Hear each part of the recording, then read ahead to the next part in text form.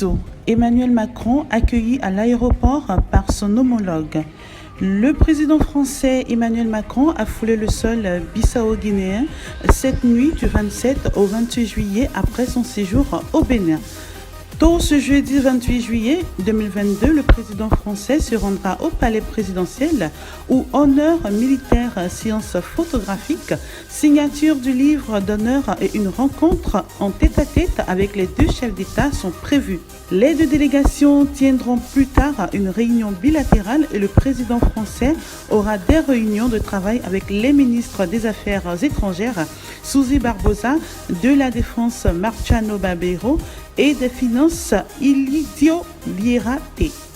Bénin, visite de Macron. Le parti APP crie à la provocation.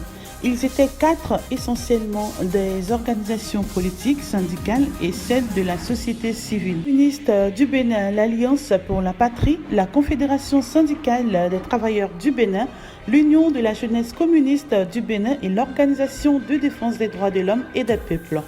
Au moment même où le président Macron était à la présidence de la République, elles étaient toutes en conférence de presse pour protester contre sa visite.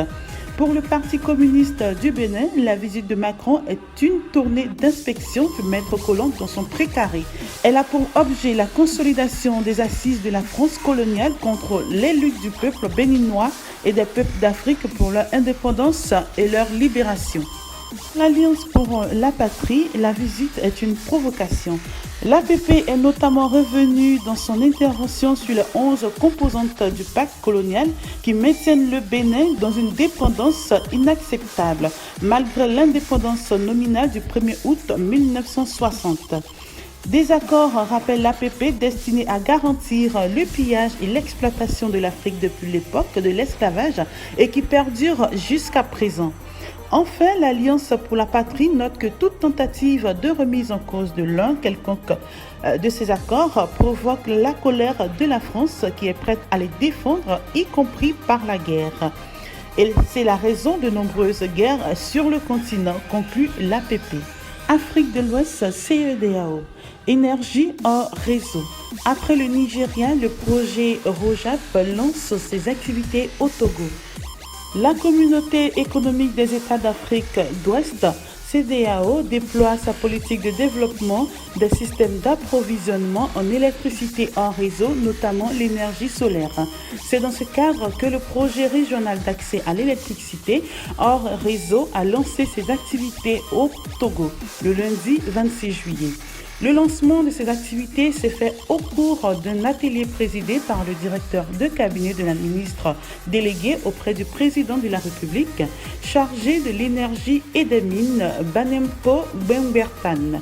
Le représentant du ministre a souligné à juste titre l'importance de l'énergie dans le développement d'un pays. Les mini-réseaux et les systèmes individuels de production d'énergie tels que ceux dont fait la promotion la CEDEAO à travers le ROJAP peuvent contribuer efficacement à réduire la fracture électrique.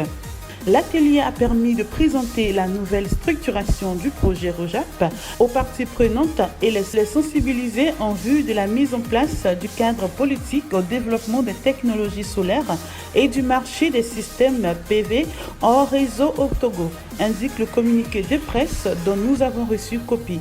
Il sera aussi question de voir dans quelle mesure impliquer plus efficacement le secteur privé dans la mise en place des infrastructures d'éclairage public. Cette implication se fera avec une assistance technique. Faut-il le noter, plusieurs acteurs institutionnels et d'organismes sous-régionaux tels que la BOAD et la Direction nationale de la CEDEAO étaient à cet atelier de lancement des activités de la ROJAP. Les prochaines étapes sont la Gambie le 3 août 2022, le Bénin le 17 août et les autres États de la CEDEAO suivront. Côte d'Ivoire. Port-Bouët, le député-maire Aimou Sylvestre au front pour résoudre les problèmes d'inondation. À l'instar des autres communes d'Abidjan, Port-Bouët a souffert des inondations lors des grandes pluies qui se sont abattues ces dernières semaines sur le district d'Abidjan, causant des morts, des blessés et des déplacés. Le député-maire, soucieux du bien-être de ses populations, a décidé d'entreprendre des grands travaux dans le sous-quartier de Gonzagueville pour apporter une solution définitive aux souffrances des habitants de ces quartiers.